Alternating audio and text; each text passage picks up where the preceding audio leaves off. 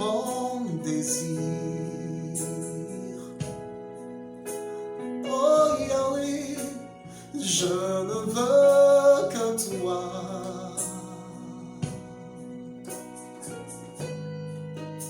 Non, rien ne peut te remplacer. Dans tes bras je suis rassuré.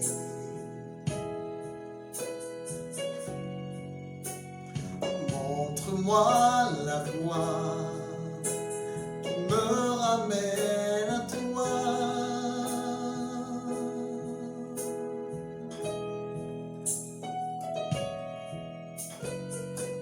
Tu es tout pour moi.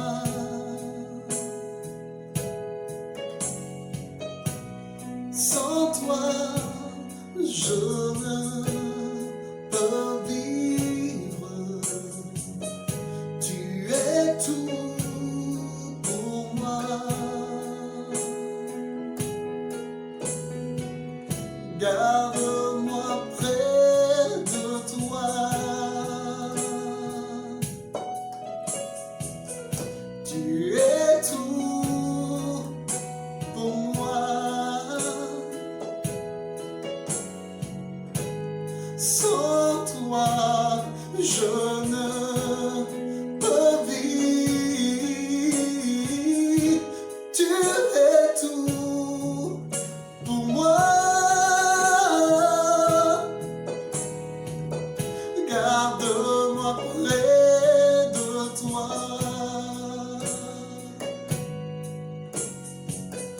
Help me know you are near. Oh Yahweh, garde-moi près de toi. Oh Papa Yahweh, Papa, garde-moi près.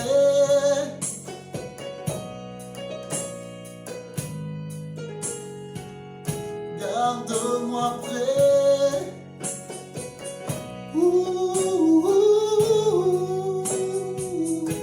Garde-moi près de toi.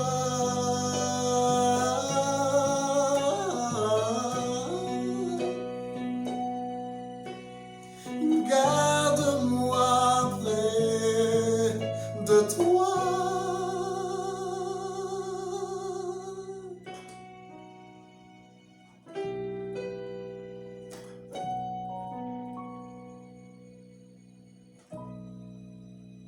Shalom, je vous salue tous dans le nom précieux de Jésus-Christ de Nazareth.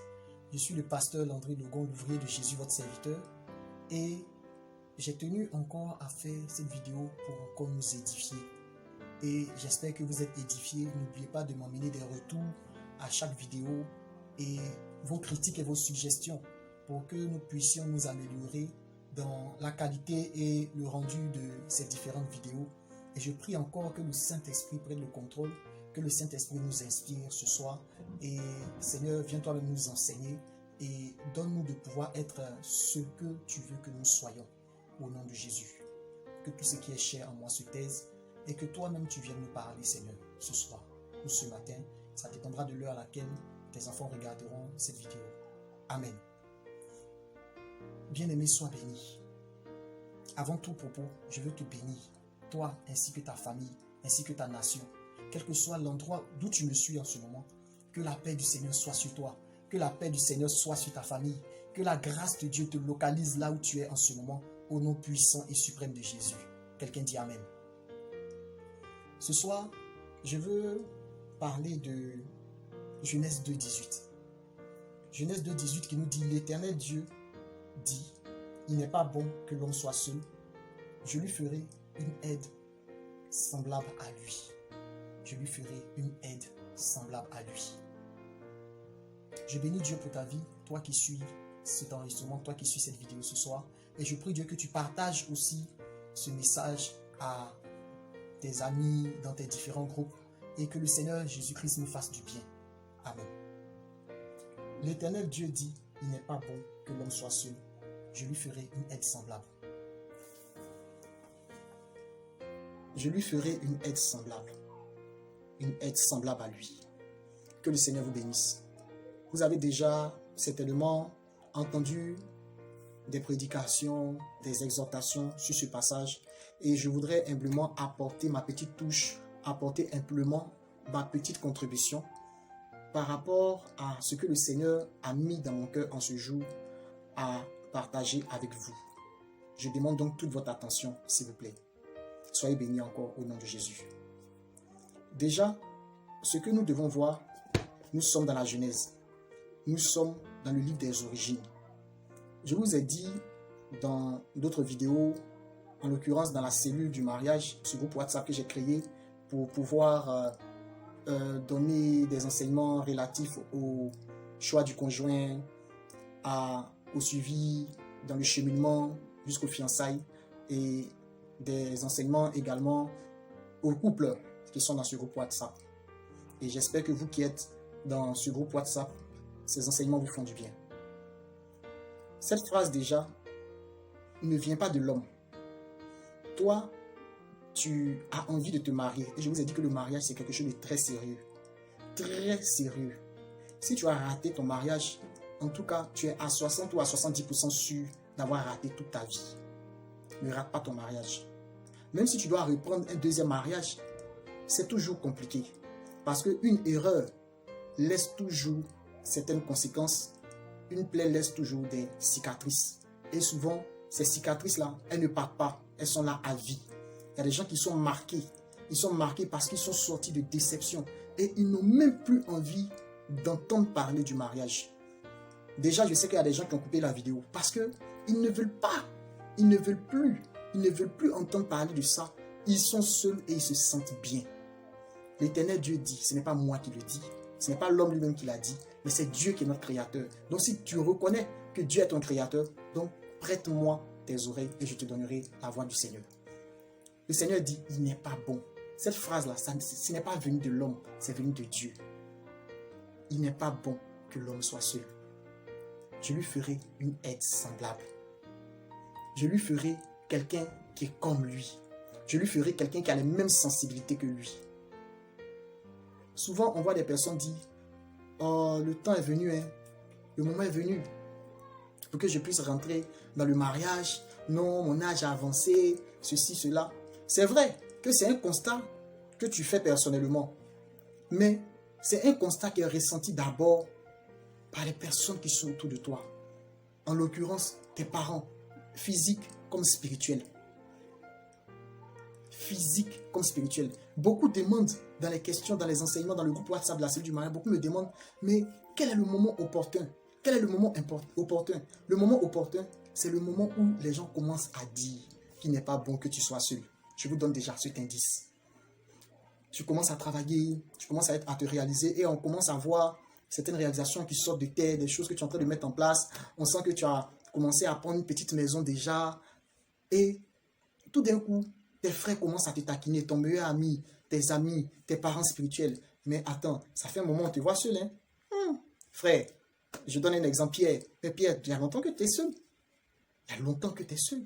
Mais ça fait un moment qu'on... Attends, on ne voit pas de jeune fille avec toi, ou bien la soeur aussi, c'est vice-versa. Donc, les gens déjà autour de toi doivent commencer à sentir ce besoin. Et cela te donne des indices que le Seigneur te parle. Parce que la Bible déclare que Dieu parle tantôt d'une manière, tantôt d'une autre. Donc, Dieu peut te parler au travers de signes, Dieu peut te parler aussi au travers de ces personnes. Et puis, tu commences à ressentir tout au fond de toi ce désir-là de vouloir te marier. Tu commences à t'intéresser à des groupes WhatsApp comme la cellule du mariage. Tu commences à te renseigner, à poser des questions, à avoir un regard un peu plus approfondi, un peu plus poussé sur les jeunes sœurs. Et tu commences à sentir en toi une certaine solitude, mais tout part d'abord des personnes qui t'entourent. Tout part d'abord des personnes qui t'entourent. Il y a des gens qui ont fait certains choix de vie, influencés par des amis, influencés par les circonstances de la vie. Peut-être que le gars, il se sentait bien, le jeune homme se sentait bien, peut-être en littérature, mais on sent en lui l'âme d'un scientifique. Peut-être qu'il se sentait bien dans la natation, mais on a l'impression que Au football, le football lui réussit, mais sans effort, quoi. Mais sans effort. Vous voyez, non? C'est tous ces petits indices-là qui nous aident à voir que, effectivement, le temps opportun est venu. Le temps opportun est là. Ça, c'est la première des choses. Deuxièmement, qu'est-ce qu'on peut dire encore? La femme a été tirée de la côte de l'homme. L'homme a 12 paires de côtes. Et l'une d'entre elles a été prise. A été prise. Pendant que le Seigneur lui a fait, je peux dire, une anesthésie générale, le Seigneur l'a endormi, et il a tiré cette côte-là, et il a refermé la chair. Regardez, cette femme-là, qui vient dans votre vie, qui doit arriver dans votre vie, ou bien qui est dans votre vie, il y a quelque chose de vous en elle. Il y a quelque chose de vous en elle. Vous n'avez jamais remarqué que souvent, des personnes ont les mêmes téléphones, hein, mais tu sens que ce téléphone-là, c'est pour toi. Parce que ce téléphone-là, tu t'en es déjà imprégné. Ce téléphone-là, tu l'as utilisé à plusieurs reprises. Donc, une fois que tu le vois, tu n'as pas trop de difficultés à le reconnaître parmi tant d'autres. Souvent, plusieurs véhicules sont garés. Et le propriétaire du véhicule s'avance et il dit non, c'est celui-là mon véhicule. Il y a des signes, il y a la plaque, il y a beaucoup de choses, il y a beaucoup d'indices. Mais il y a toujours un ressenti en nous.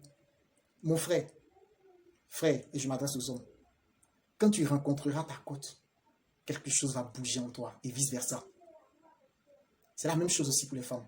Quelque chose va bouger en toi. Dis avec moi, quelque chose va bouger en moi. Quelque chose bougera en toi. Quand tu rencontreras ce frère ou tu rencontreras cette sœur, quelque chose bougera en toi. L'Éternel Dieu a pris la femme de la côte de l'homme. L'os a été pris dans le côté et non dans la tête pour que la femme vienne le dominer. Et non dans les pieds pour que la femme vienne l'écraser. L'os a été pris sous le bras pour que l'homme puisse entourer sa femme de protection. Cet os a été pris près du cœur pour que l'homme puisse aimer sa femme. C'est pourquoi le Seigneur dit, Marie, aimez vos femmes, comme Christ lui-même a aimé l'Église. C'est vraiment très important de le savoir. Il y a une connexion, il y a une complémentarité entre l'homme et la femme, ou je peux dire l'homme et sa femme. Paul dit que chaque mari est sa femme. Tu n'en as pas plusieurs, tu en as une seule, une adorable épouse, une épouse courageuse, une épouse selon les vertus de Dieu, une femme vertueuse qui t'attend. Il suffit simplement de demeurer dans la prière, dans le jeûne, dans la sanctification. Troisièmement, il y a eu un certain temps entre la création de l'homme et de la femme. Pourquoi le Seigneur a mis du temps aussi avant de créer la femme? Parce qu'il cherchait d'abord celle qui convenait à Adam. Il lui a présenté plusieurs animaux, mais ils étaient encore tristes. Et si vous remarquez, ces animaux-là avaient déjà leurs représentants féminins. Tous ces animaux masculins avaient leurs représentants féminins. Mais lui, il n'avait pas de semblable, il n'avait pas quelqu'un de semblable. Dieu voulait d'abord, avant que Adam accepte de prendre Ève pour épouse, Dieu cherchait d'abord que l'homme ne soit pas seul. Donc avant que ce soit ton épouse, ça doit être d'abord ton ami. Et j'insiste toujours dessus pour vous dire que le cheminement, c'est le moment de se créer une belle amitié avec son conjoint.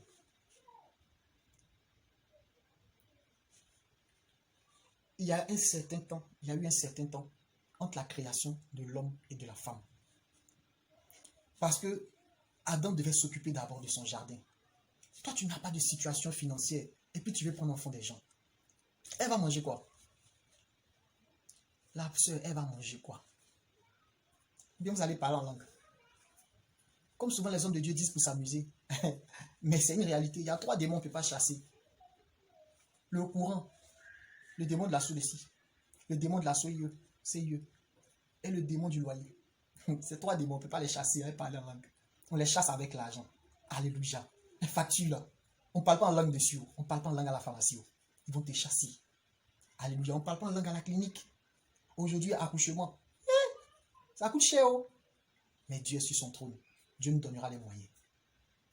Amen. L'homme donc avait une certaine stabilité sur le plan, je peux dire, financier, en griffe. Parce que c'est une réalité. Avant que tu prennes enfant des gens, il faut avoir un minimum. La femme aussi qui vient aussi être complémentaire aussi, doit avoir une activité, s'il vous plaît. Ne dépendez pas essentiellement des hommes. Et le jour où il est malade, et si on le licencie? Mais comment vous payez les factures? Vous allez parler en langue? Vous avez oublié les 3 démons qu'on ne peut pas chasser. On les chasse seulement avec l'argent.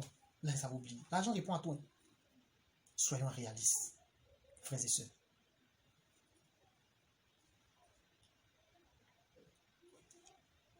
Quatrièmement, une aide semblable.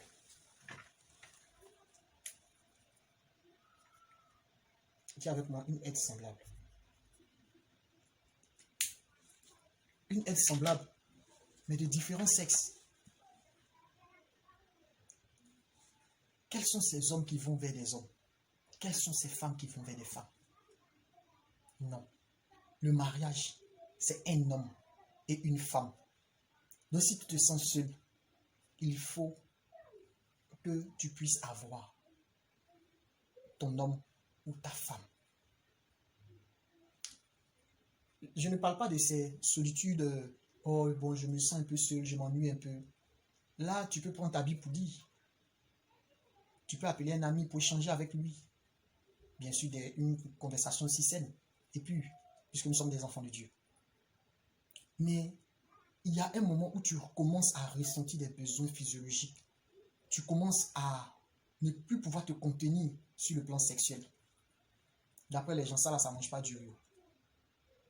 Il y a un temps pour tout. Il y a des personnes, quand ils se sentent en érection, ils commencent à chasser les démons. Quel démon?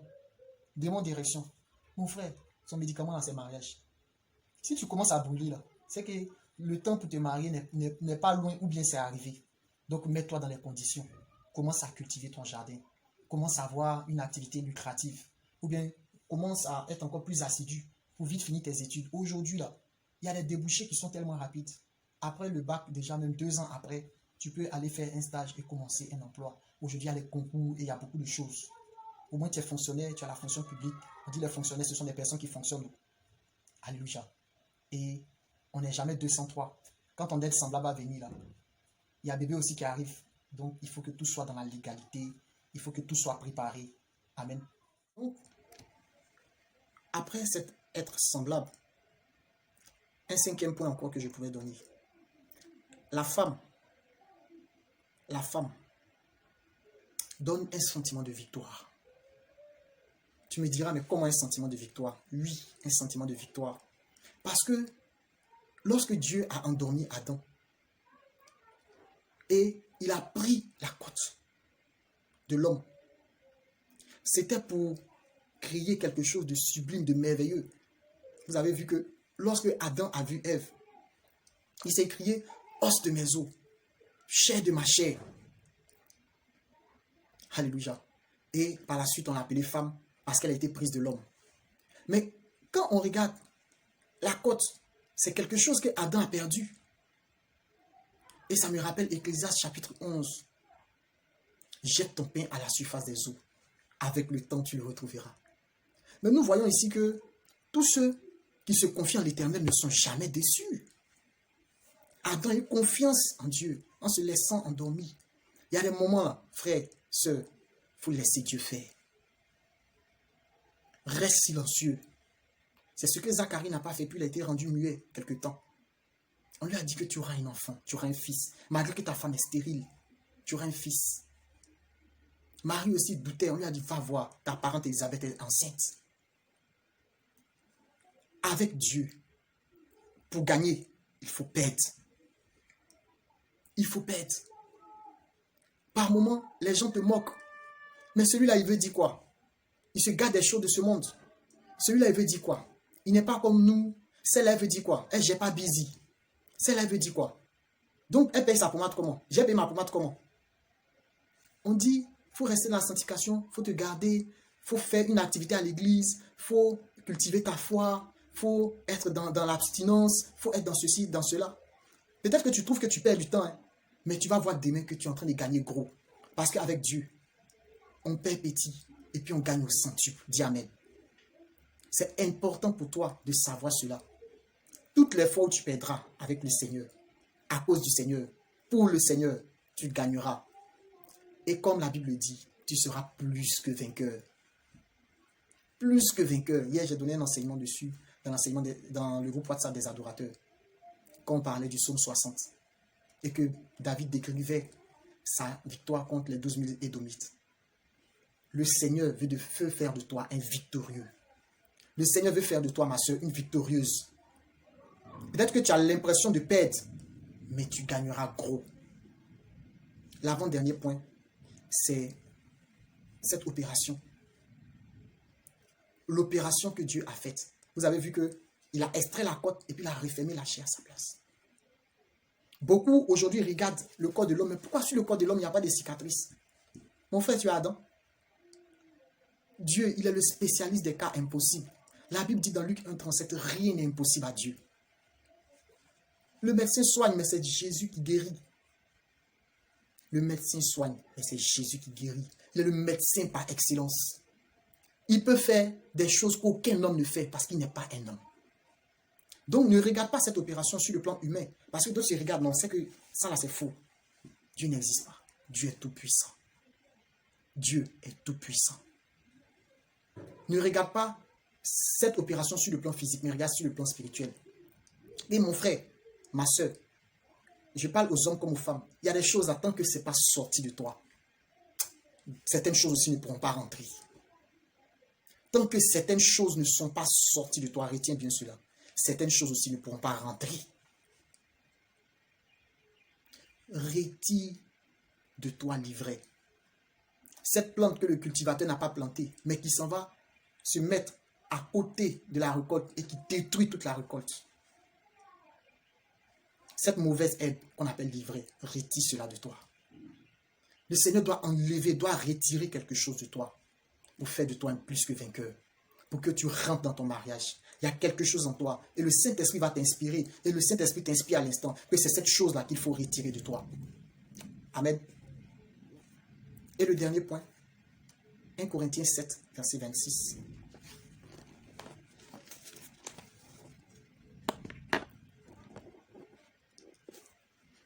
Paul dit, voici donc ce que j'estime bon. Paul parle avec sa propre opinion. Il dit, voici donc ce que j'estime bon. À cause des temps difficiles qui s'approchent, il est bon à un homme d'être ainsi, c'est-à-dire d'être seul. Au verset 27, il dit, es-tu lié à une femme? Ne cherche pas à rompre ce lien. N'es-tu pas lié à une femme? Ne cherche pas une femme. Dans Ecclésiaste 4, verset 9, la Bible dit, deux valent mieux qu'un. Paul était en train de donner son opinion personnelle. Ça n'avait rien à voir avec la pensée de Dieu. À son humble avis, il trouvait que il était à l'aise. Étant seul, il était à l'aise et il travaillait mieux. C'est son avis personnel. Si tu as du même avis, d'accord, mais n'en fais pas une généralité. Nous autres là, on veut se marier. Nous là, on veut se marier. Toi, tu ne veux pas te marier, c'est ton avis personnel. Ça n'engage que toi. Ne va pas prendre une pensée de Paul, une pensée d'un homme de Dieu pour faire une doctrine. Non. I refuse it. Je prie ce soir qu'à travers cet enseignement, tu puisses être mieux éclairé sur cette pensée du Seigneur qui nous dit qu'il n'est pas bon que l'homme soit seul. Si toi, tu estimes qu'il est bon que tu sois seul, sois seul. Personne ne t'en empêche. Mais sache qu'il y a un avantage. La Bible dit dans Ecclésiaste 4, verset 9, il tire un plus grand salaire. Aujourd'hui, avec la vie qu'on vit là, il faut avoir quelqu'un à côté de toi pour t'épauler. Une petite femme pour vendre un peu d'orange à côté. Une petite femme pour vendre un peu de banane pour te soutenir. Mais vous aussi les hommes, tellement vous n'êtes pas reconnaissants, mais tellement que nous les hommes aussi on n'est pas reconnaissants. La femme va faire tout ça là jusqu'à... Tu vas aller prendre Gertrude pour la marier. Tu oublies Georgette. Que Dieu nous délivre de ce genre de comportement. Que Dieu nous rende des hommes responsables et matures au nom puissant de Jésus. C'est ce que je voulais partager avec vous ce soir. Pendant que la parole vous enseigne, ça m'enseigne aussi. Ça nous fait à tous du bien. Il n'est pas bon que l'homme soit seul. Il ne soit plus seul. Je vais revenir encore sur cet enseignement. Que Dieu vous bénisse, bien-aimés dans le Seigneur. C'était le pasteur Landry, l'ouvrier de Jésus.